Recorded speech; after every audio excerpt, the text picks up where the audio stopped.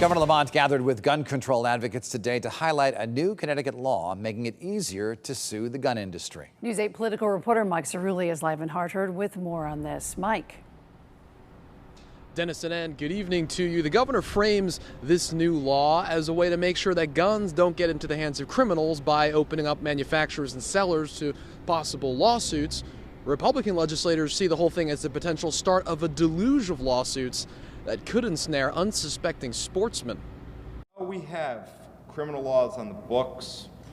What this bill does today is it provides a civil remedy or a cause of action for victims of violence.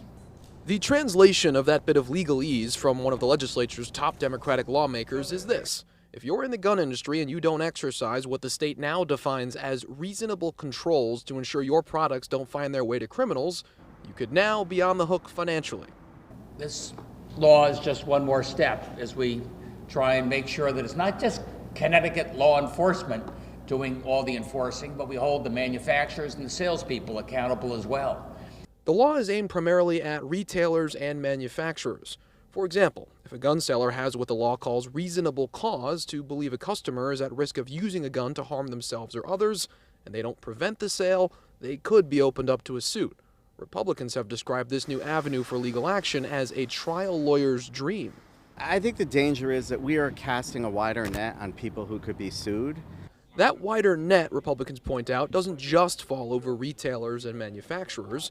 Kendall Lower worries that recreational groups that might be tangentially involved in the sale or transfer of firearms could find themselves in the legal crosshairs.